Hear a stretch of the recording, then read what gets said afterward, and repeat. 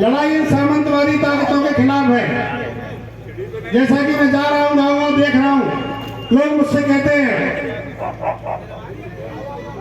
कि इन्होंने इस देश को चलाने वाले लोकतंत्र को और संविधान को भी खतरे में डाल दिया है। जब मैंने उनको पूछा कि लोकतंत्र कैसे खतरे में है,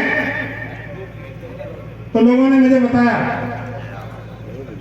बोले भाई साहब, मंडी के चुनाव तो जो आज 30 साल का बच्चा उसने तो सुना भी नहीं है।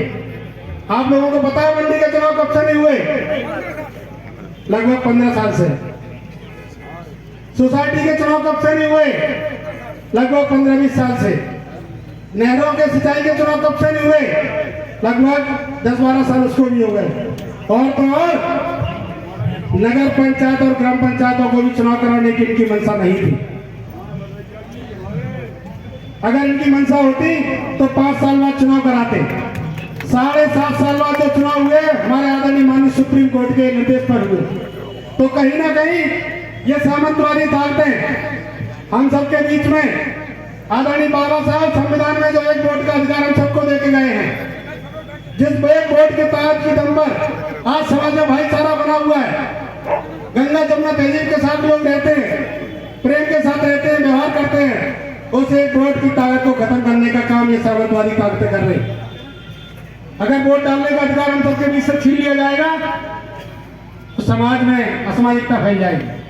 तो मैं आज सबसे निवेदन करना चाहता हूं कि ऐसी ताकतें जो वोट का अधिकार छीनने का काम करना चाहती हैं, उनको अब मुंह तोड़ जवाब देने का समय आ गया है। आपके सामने प्रत्याशी हैं, कई लोग कहते हैं, अभी कुछ पत्रकार लोग भी मुझसे कह रहे थे कि 2 बार के विधायक हैं, आप कैसे उनसे मुकाबला करेंगे? तो मैं उनको बता देना चाहता हूं कि सामने वाले प्रत्याशी 10 साल विधायक तो रहे, लेकिन मैंने कई गांव का दौरा किया, आज तक मुझे एक भी प्लेट उनके नाम की नहीं लगी मिली, तो इनका सुनने किए नहीं है।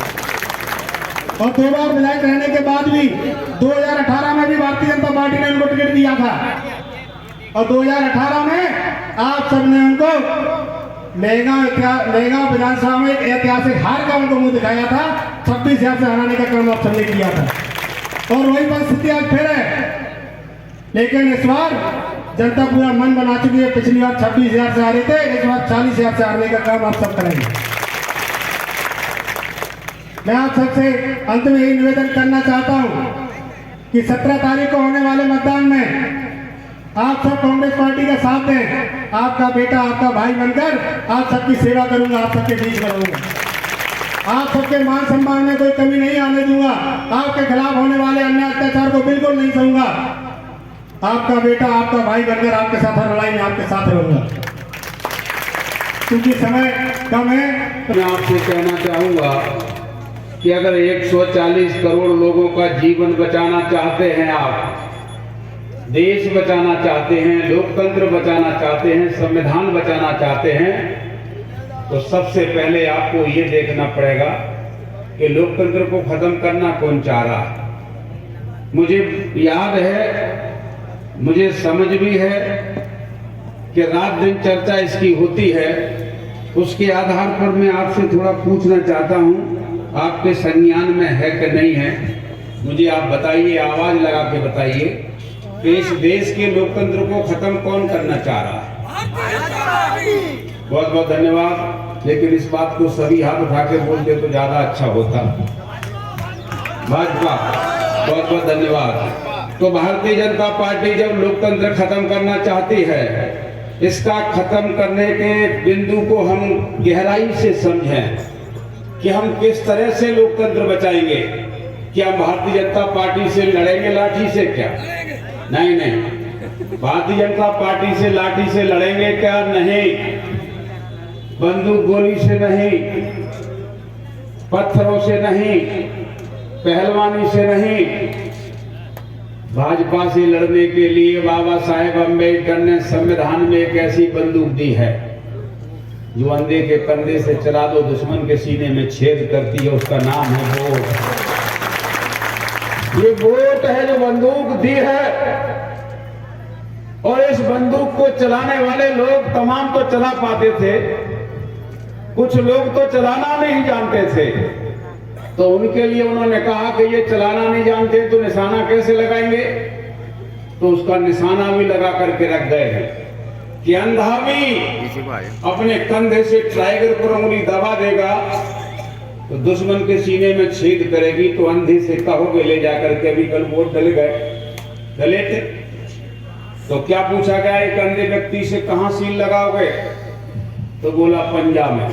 बोले जी पंजा लगा दबा दो उंगली। अंधा था, उसको भी निशाना ऑटोमेटिक दे गए हैं। जो भी उंगली दबाएगा, अगर सभी मिलकर के पंजे वाली उंगली दबा देंगे तो मेरा दावा है पंजे वाला बटन दबा करके भाजपा को चारों को निश्चित कर सकते हैं। और भाजपा हार गई, यदि भाजपा हार गई तो मेरा दावा है कि फिर भारतीय जनता पार्टी इस देश में टिकने वाली पार्टी नहीं, क्योंकि झूठ पर टिकती है भारतीय जनता पार्टी।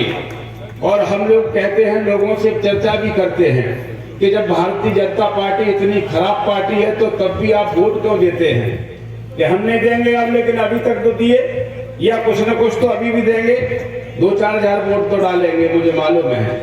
तो भारतीय जनता पार्टी को अभी भी जो लोग वोट डाल रहे हैं उन लोगों को मैं बताना चाहता हूं, 3 बिंदुओं पर आप खरा उतारिए कि भारतीय जनता पार्टी कैसी है।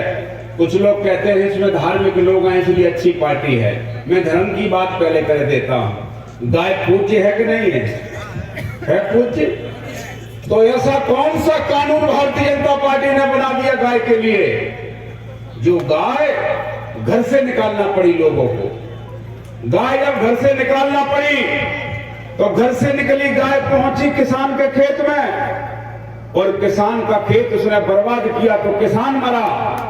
और वहां से गाय निकल करके जाती है रोड पर से ट्रक कुचलता हुआ चला गया, गाय मरी, किसान मरा और गाय मरी। मैं आपसे कहना चाहता हूं, अगर आपके पास कभी समय हो तो इसको आंखों से देखिए, सुनने पर ही भरोसा मत करिए। दिल्ली से चलिए आप सुबह 3 बजे, ग्वालियर उतरिए, आप जाकर के 4-5 घंटे में ग्वालियर आ जाएंगे, 6 घंटे लगेंगे। और 6 घंटे में आपको दिखाई देगा मान लगभग 1000 गाय ट्रक से कुचली हुई मिलेगी। और सभी हाईवे को, इंडिया के हाईवे को अगर हम जोड़ लें, पूरे इंडिया के हाईवे को अगर हम जोड़ लेते हैं कि एक दिन के अंदर में देश में 1 लाख गाय मरती है। ये मेरा कैलकुलेशन है, एक आईडिया का, नहीं तो काउंट करा ले, प्राइम मिनिस्टर तो गिनती करा सकते हैं। एक दिन में 1 लाख गाय मरती है। मुझे बताइए इन गायों को बचाने के लिए कौन सा रास्ता था? इनके लिए गौशाला बनाइए, और गौशाला माननीय कमलनाथ जी ने बनाई, और गौशाला बना करके जब कमलनाथ जी ने तैयार कर दी, गाय रहने वाली थी, तो बीजेपी के लोग क्या बोले कि नहीं हम इस सरकार को गिरा। भाई तुम तो धर्मात्मा हो, तुम्हारी तो गाय के लिए कर रहे हैं हम, तुम्हारी तो गाय पूज्य मान लो, हमारे लिए ना मानो, तो गाय के लिए तो सरकार को मत गिराओ। तो कोई बात नहीं, सरकार उन्होंने गिरा दी। विरोधी होते हैं सरकार गिरती है, और जब विरोधियों ने सरकार हमारी गिरा दी तो फिर गाय का गौशाला जब कमलनाथ जी ने बना करके तैयार कर दी थी तो तुमने गौशाला में गाय क्यों नहीं रखी?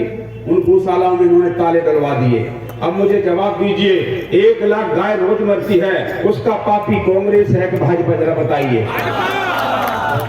आप इसका उत्तर जोर से दीजिए। 1 लाख गाय रोज मर रही है, उसका जिम्मेदार कांग्रेस है या भाजपा? तो भाजपा इसका जिम्मेदार है। बताइए भाजपा अच्छी पार्टी है कि बुरी पार्टी है?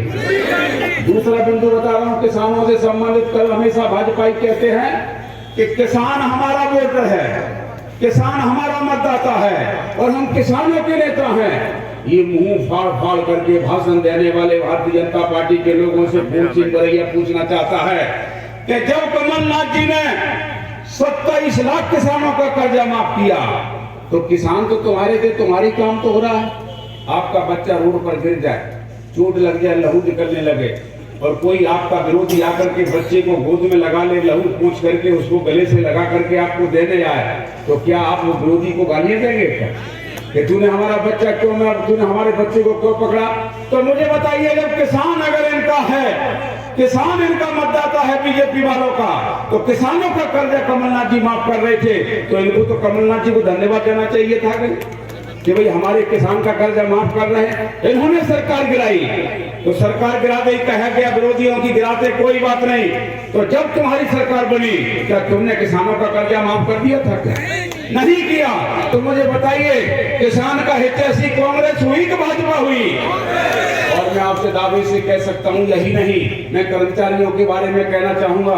कर्मचारी, अब भारतीय संविधान में डिस्कशन हो रहा था, नौकरियां लगाने के कानून पर दस्तखत कर रहे थे। डॉक्टर अंबेडकर कह रहे थे कि नौकरी देंगे हम इनके बच्चों को, कोई किसान का बच्चा, मजदूर का बच्चा, कोई हम नौकरियां देंगे। और जब नौकरियां देंगे तो उसको तनख्वाह देंगे, और तनख्वाह जैसे ही उसके घर में आएगी, जैसे ही तनख्वाह उसके घर में आएगी, तो दोनों टाइम का चूल्हा जलने लगेगा, छोटा सा बच्चा उसका दूध पीने लगेगा, उसका बच्चा स्कूल जाने लगेगा उसी नौकरी की तनख्वाह से। और मैं आपसे कहना चाहता हूं, जब रिटायर होगा, रिटायर हो जाएगा वो, तो रिटायर होने के बाद तो उसको तनख्वाह नहीं मिलेगी।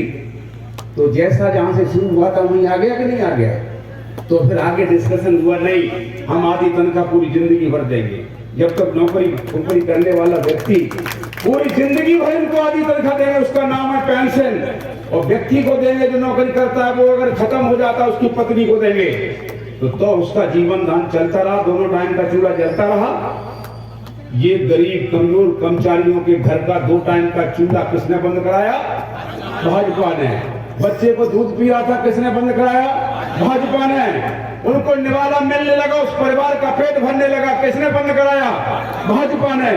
और आज हम लेकर के आ रहे हैं, सरकार बनने वाली है, जिस दिन हमारी सरकार बनेगी, हम दूसरे दिन से कर्मचारियों की पुरानी पेंशन को फिर से स्टार्ट कर देंगे। और मैं आपसे कहना चाहता हूँ, मैं अपने कहना चाहता हूँ, अपने भाइयों से कहना चाहता हूं, क्या मुझे बताइए, ये 3 बिंदुओं में मैंने आपकी रीढ़ की बात की है, तीनों में भाजपा आपकी दुश्मन है कि मित्र है? जोर से बोलिए। दुश्मन पार्टी को नहीं जिताइए, पंजे वाला बटन दबाइए, राहुल भगोरिया को जिताइए। जिताने की जिम्मेदारी आपकी, और जीतने के बाद आपको अगर शंका हो किसी बात की तो आप बात कर लीजिए। जिताने की जिम्मेदारी आपकी, आपकी जिंदगी में दुख तकलीफ कष्ट उनको हटाने की जिम्मेदारी हम सब की होगी। ऐसी बात कहता हुआ धन्यवाद।